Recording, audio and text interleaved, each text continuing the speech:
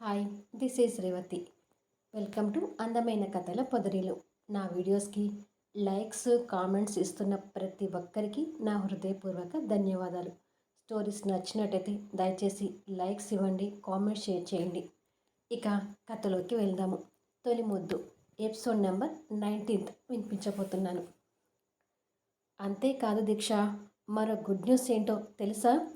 ఈరోజు నీకు star hero యశోదతో వాళ్ళ ఫామ్ హౌస్లో హీరోతో ఒంటరిగా డిన్నర్ చేసే లక్కీ ఛాన్స్ కూడా కొట్టేశావు అని సంతోషంగా చెప్తుంది స్నేహ. అది విని దీక్ష ఒక్కసారిగా షాక్ అవుతూ, ఏంటి స్నేహ నువ్వు అనేది? నేను యష్తో అని తొందరపాటు తన్నేసి, అదే ఆ హీరో యశోదతో డిన్నర్కి వెళ్ళడం ఏంటి అని కంగారు పడుతూ తడబాటుతో అడుగుతుంది. స్నేహ నవ్వి, ఫస్ట్ ఈ విషయం విన్నప్పుడు నేను కూడా నీలాగే షాక్ అయ్యాను దీక్ష. మనం యశోదర్ పుట్టినరోజు నాడు రెస్టారెంట్కి వెళ్ళాం కదా, అక్కడ నేను రిసెప్షన్లో బిల్ పే చేసేటప్పుడు లేడీస్కి లక్కీ కూపన్స్ ఉన్నాయని చెప్పారు. డ్రా వచ్చిన వారికి ఒక పట్టు శారీ, డైమండ్ నెక్లెస్ అని చెప్పారు. పైగా హీరోతో డేట్ అని కూడా చెప్పారు. అది విన్నాక మనకి ఆగం కదా. రెస్టారెంట్కి వెళ్ళిన మన అందరి పేర్లు రాసి లాటరీ బాక్స్లో వేశాను. మన నలుగురి పేరు మీద నా ఫోన్ నెంబర్ ఇచ్చాను. లక్కీ డ్రాలో నీ పేరు వచ్చిందని రెస్టారెంట్ వాళ్ళు ఈరోజు ఉదయమే నాకు ఫోన్ చేసి చెప్పారు. నా అడ్రస్ తీసుకొని ఈ గిఫ్ట్ నీకు ఇవ్వమని పంపించారు. హీరోతో డిన్నర్కి కూడా రెడీ అవ్వమన్నారు. ఇది జరిగింది అని చెప్తుంది స్నేహ. అది విని దీక్ష ఇంకా కంగారు పడుతూ, ఇవన్నీ నాకు ఇష్టం ఉండదు స్నేహ అంటుంది. అబ్బా నువ్వు అలానకే. ఆ హీరో అంటే పడి చచ్చేవాళ్ళు నాలాగా ఎంతోమంది ఉన్నారు. అలాంటి హీరోతో డేట్ అంటే నీకు వచ్చిన అదృష్టానికి సంతోషపడు. ఈ విషయం మన స్టాఫ్ మిగతా వాళ్ళకి చెప్తే గోలగోలగా చేస్తారని నిన్ను పక్కకు తీసుకొచ్చి చెప్తున్నాను. బిగ్ సెలబ్రిటీలతో మీట్ అయ్యే అవకాశాన్ని అస్సలు మిస్ చేసుకోవద్దు అంటుంది స్నేహ. నువ్వు ఎన్నైనా చెప్పు స్నేహ, నేను దీనికి ఒప్పుకోను అంటుంది దీక్ష భయపడుతూ. పిచ్చేమైనా పట్టిందా నీకు? ఇలాంటి అవకాశాన్ని మిస్ చేసుకోవద్దు అంటే చెప్పేది వినవేంటి? ఈరోజు నైట్ ఆ హీరో దగ్గరికి డిన్నర్కి వెళ్తున్నావు అంతే అని స్నేహ మొండిగా వాదిస్తుంటుంది. అది కాదు స్నేహ, నేను ఇంటికి కాస్త లేటుగా వెళ్తేనే అమ్మా నాన్న టెన్షన్ పడతారు అని దీక్ష చెప్పబోతుండగా, వెయిట్ అని చెయ్యి అడ్డు పెట్టి, అంకుల్ ఆంటీ గురించి నువ్వు అసలు టెన్షన్ పడాల్సిన అవసరమే లేదు. ఆల్రెడీ నేను అంకుల్ ఆంటీకి ఫోన్ చేసి మా ఇంట్లో చిన్న ఫంక్షన్ ఉంది, అందుకే దీక్ష ఈ నైట్ మా ఇంట్లోనే ఉంటుందని చెప్పి వాళ్ళ దగ్గర నుంచి పర్మిషన్ తీసుకున్నాను. ఇంకా నీ సమస్య ఏంటి అని అడుగుతుంది స్నేహ. దీక్ష భయంగా మనసులో మాట్లాడుకుంటూ, అయ్యో స్నేహ, నీకు ఎలా చెప్పని? మా మధ్య ఉన్న బంధం గురించి, దానివల్ల కలిగిన మానసిక సంఘర్షణ గురించి తెలియక ఇలా మాట్లాడుతున్నావు. యష్తో కలిసి 2 సంవత్సరాలు ఒకే ఇంట్లో ఒకే రూమ్లో ఉన్న భోజనం కాదు కదా, కనీసం కాఫీ కూడా కలిసి తాగలేదు. యష్కి నా నీడ అంటేనే గిట్టదు. అలాంటిది యష్కి నాతో డిన్నర్ అంటే ఇంకేమైనా ఉందా అని మనసులో అనుకొని, లక్కీ డ్రాలో నేను విన్ అయిన విషయం, అదే నా పేరు ఆ హీరోకి తెలుసా అని అడుగుతుంది దీక్ష కంగారు పడుతూ. తెలిసే ఉండొచ్చని అనుకుంటున్నాను అని అంటుంది స్నేహ కాస్త నిర్లక్ష్యం వహిస్తూ. అది కాదు స్నేహ, ఒకవేళ నిజంగానే నా పేరు ఆ హీరోకి తెలిస్తే నాలాంటి వాళ్ళతో డేట్ ఏంటి అని ఈ ప్రోగ్రామ్ని క్యాన్సిల్ చేసే అవకాశం ఉండొచ్చు కదా అంటుంది దీక్ష.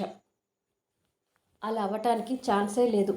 ఒకసారి కమిట్మెంట్ అయినాక డేట్ ఎవరితోనైనా చచ్చినట్టు ఒప్పుకోవాల్సిందే. లేకపోతే ఆ రెస్టారెంట్కి ఉన్న గుడ్ విల్ పోతుంది. అంతేకాదు ఆ హీరో కూడా బ్యాడ్ నేమ్ వస్తుంది. అందుకే ఆ హీరో నీతో ఈ కమిట్మెంట్కి ఒప్పుకొని తీరాల్సిందే.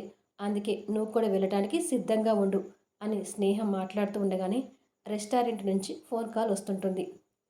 రెస్టారెంట్ మేనేజర్ ఫోన్ చేస్తున్నారు అని ఫోన్ లిఫ్ట్ చేసి అటు నుంచి మాటలు విన్న తర్వాత సంతోషపడుతూ, థ్యాంక్ యూ సార్, మా వైపు నుంచి కూడా ఓకే అని చెప్పి ఫోన్ పెట్టేస్తుంది. ఏమన్నారు స్నేహ అని అడుగుతుంది దీక్ష కంగారు పడుతూ. నీ డీటెయిల్స్ ఆ హీరో పిఏ దగ్గరికి వెళ్ళాయంట. హీరోతో నీ డేట్కి ఫిక్స్ చేశారంట. ఇక ఏ టెన్షన్ పెట్టుకోకుండా నైట్ నువ్వు డేట్కి వెళ్తున్నావు అంతే అంటుంది స్నేహ. అంటే యష్కి నేను అనే విషయం తెలిసిందా లేదా? నేను అని తెలిస్తే యష్ ఖచ్చితంగా నాతో డేట్కి ఒప్పుకోడు. ఏదో రకంగా ఈ ప్రోగ్రామ్ క్యాన్సిల్ చేస్తాడు. వాళ్ళ పిఏ యష్కి నా డీటెయిల్స్ కరెక్ట్గా చెప్పలేదనుకుంటా. నా మొహం చూడటానికి కూడా ఇష్టపడిన యష్ నాతో డిన్నర్కి ఎలా అసలు? అంతో అయోమయంగా ఉంది అనుకుంటూ చేతిలో ఉన్న శారీని నెక్లెస్ని చూస్తుంటుంది. అవి ఎంతో ఎక్స్‌పెన్సివ్‌గా కనిపిస్తుంటాయి.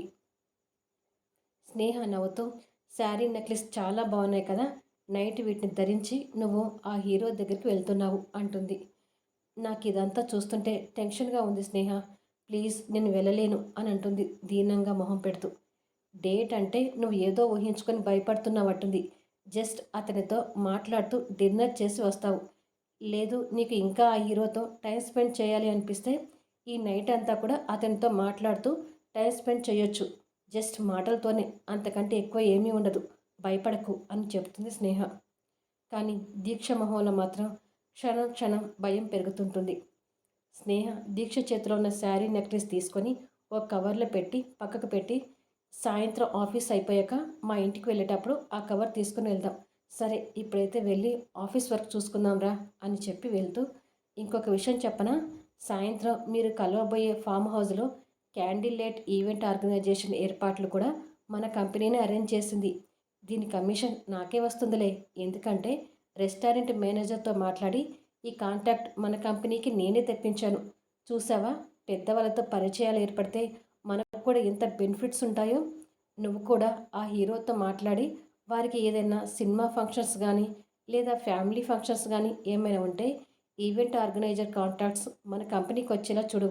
ఎందుకంటే సెలబ్రిటీస్ ఫంక్షన్స్ మామూలుగా ఉండవు కదా, గ్రాండ్ సెలబ్రేట్గా చేస్తారు కాబట్టి మనకు కూడా దానికి తగ్గ కమిషన్స్ వస్తాయి అని చెప్పుకుంటూ వాళ్ళ సీట్లోకి వెళ్తారు.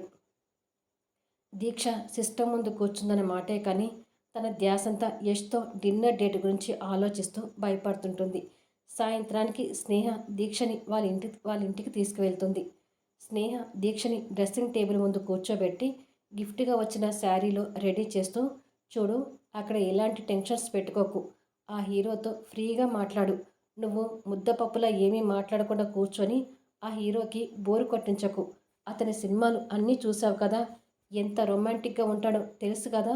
సో నీ మూగమొద్దుతో అతన్ని విసుగు పెట్టించకుండా ఏదో ఒకటి మాట్లాడుతూనే ఉండు అని చెప్తుంటే, దీక్ష విరక్తిగా నవ్వుకొని, నేనంటేనే చిరాకు పడి యష్తో ఎలా టైం స్పెండ్ చేయాలి, అసలు తన గెస్ట్ని నేనే అని ఇప్పటికైనా యష్కి తెలిసి ఉంటుందా, లేదా సడన్గా నన్ను చూడబోతున్నాడా, ఒకవేళ సడన్గా యష్ నన్ను చూడాల్సి వస్తే యష్ రియాక్షన్ ఏంటి, మా ఫస్ట్ నైట్ రోజు యష్ నన్ను చెంప మీద కొట్టినట్టు ఈరోజు కూడా నన్ను అలాగే కొట్టాడు కదా.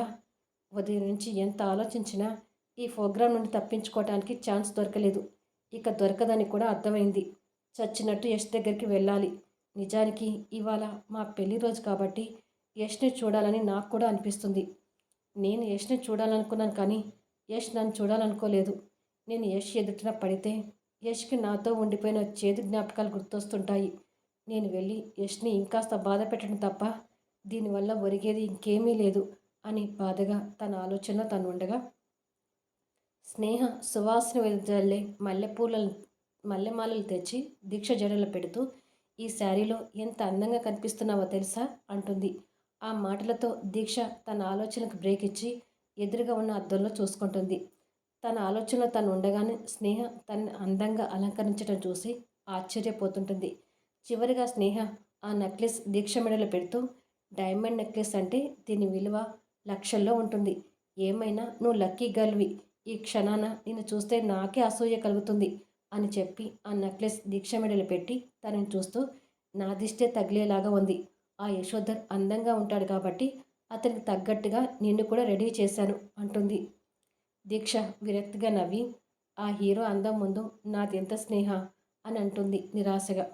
అలా అనుకోకు, నువ్వు అతని కంటే కాస్త రంగు తక్కువైనా చాలా అందంగా ఉంటావు. నిజం చెప్పాలంటే మీరిద్దరూ పక్కపక్కన ఉంటే మేడ్ ఫర్ ఈచ్ అదర్ లాగా ఉంటారు అంటుంది తన బుగ్గలు లాగుతూ. ఇంతలో బయట కారు హారన్ సౌండ్ వినపడంతో స్నేహ దీక్ష కోసం కారు వచ్చింది అంటూ స్నేహ వాళ్ళ ఆయన పిలుస్తుంటాడు. అయిపోయిందండి వస్తున్నాము అని అంటుంది స్నేహ భర్త మాటలకి బదులిస్తూ. కొద్దిసేపటికి స్నేహ దీక్షను తీసుకొని బయట కార్ దగ్గరికి వచ్చి తన భర్తతో మాట్లాడుతూ, నేను దీక్షని వాళ్ళ ఫామ్ హౌస్ ముందు డ్రాప్ చేసి వస్తానండి అని చెప్తుంది. సరే స్నేహ నీ ఇష్టం అంటాడు అతను. ఇద్దరు కార్ వెనుక సీట్లో కూర్చోగానే డ్రైవర్ కార్ స్టార్ట్ చేసి వెళ్తుంటాడు. కొద్దిసేపటికి కార్ ఫామ్ హౌస్ ముందు ఆగగానే ఇద్దరు కారు దిగుతారు. గేటు ముందు సెక్యూరిటీ గేటు తీసి రెడీగా ఉంటాడు. నువ్వు లోపలికి వెళ్తే ఇక నేను ఇంటికి వెళ్ళిపోతాను అంటుంది స్నేహ. వెళ్ళక తప్పదు స్నేహ అని అడుగుతుంది భయపడుతూ. ఇంతవరకు వచ్చాక మళ్ళీ ఇలాగే మాట్లాడతావేంటి అంటూ స్నేహ కాస్త సీరియస్ అవుతుంది. అది కాదు స్నేహ అంటూ దీక్ష భయపడుతూ ఏదో చెప్పబోతుంటే, ఇప్పటికే చాలా టైం అయింది, ఈ నైట్ ఇక్కడే ఉండి రేపు మార్నింగ్ వచ్చేసాయి అంటుంది స్నేహ. ఆహా లేదు, నేను వెంటనే వచ్చేస్తాను అంటుంది దీక్ష భయపడుతూ. చూద్దాంలే అని అనుకుంటుంది స్నేహ మనసులో. దీక్ష ఆ హౌస్ వైఫ్ భయంగా చూస్తుంటే, సరే ఇక వెళ్ళు అంటుంది స్నేహ. దీక్ష భయంగానే అడుగులు వేసుకుంటూ గేటు దాటి లోపలికి వెళ్తుంది. తను లోపలికి వెళ్ళగానే స్నేహ ఫోన్ చేసుకుంటూ కారులో కూర్చోగానే అక్కడి నుంచి కారు వెళ్ళిపోతుంది. దీక్ష లోపలికి వెళ్ళి అందమైన ఫామ్ హౌస్ వైపు చూడగానే తన భయం రెట్టింపు అవుతుంటుంది. బయట గేటు దగ్గర సెక్యూరిటీ కనిపించడం తప్ప లోపల మరో పురుగు కనిపించట్లేదు. అంతే భయంగా లోపలికి వెళ్తుంటుంది. ఫామ్ హౌస్ బెడ్రూమ్లో యష్ సింపుల్గా తెల్లని లాల్చీ పైజామా ధరించి తల దువ్వుకుంటూ ఉండగా తన పిఏ దగ్గర నుంచి ఫోన్ వస్తుంటుంది. యష్ ఫోన్ లిఫ్ట్ చేసి హలో అంటాడు. సార్, మీతో డిన్నర్కి ఆ మేడం వచ్చారు, బయట వెయిట్ చేస్తున్నారు అని చెప్తాడు. ఓకే, నేను ఇప్పుడే వెళ్ళి రిసీవ్ చేసుకుంటాను అని చెప్పి యష్ ఫోన్ పెట్టేస్తాడు. తర్వాత అక్కడ రెడీగా పెట్టిన బొకే తీసుకొని బయటికి వెళ్తుంటాడు. దీక్ష అందమైన ఆ ఫామ్ హౌస్ చూస్తూ ఓ దగ్గర నిలబడి ఉండగా యష్ కాస్త దూరంలో నుంచి తనని వెనక నుంచి చూస్తూ బొకే తీసుకొని తన దగ్గరికి వస్తుంటాడు. యష్ తనకు దగ్గరగా వస్తుంటే యష్ అడుగుల శబ్దం దీక్ష చెవిలో పడుతూ గుండె వేగంగా కొట్టుకోవడం మొదలవుతుంటుంది. యష్ తనకు దగ్గరగా వచ్చి అటుగా నిలబడిన దీక్షని చూస్తూ ఎక్స్క్యూజ్ మీ అంటాడు. ఇదండి ఈ ఎపిసోడ్. మళ్ళీ నెక్స్ట్ ఎపిసోడ్లో కలుద్దాం. స్టోరీ నుంచి వెళ్ళిపోయే ముందు దయచేసి లైక్ చేయండి, కామెంట్ షేర్ చేయండి, సబ్స్క్రైబ్ చేసుకొని బెల్ ఐకాన్ ప్రెస్ చేసి సపోర్ట్ చేయండి. నెక్స్ట్ ఎపిసోడ్లో మళ్ళీ కలుద్దాం.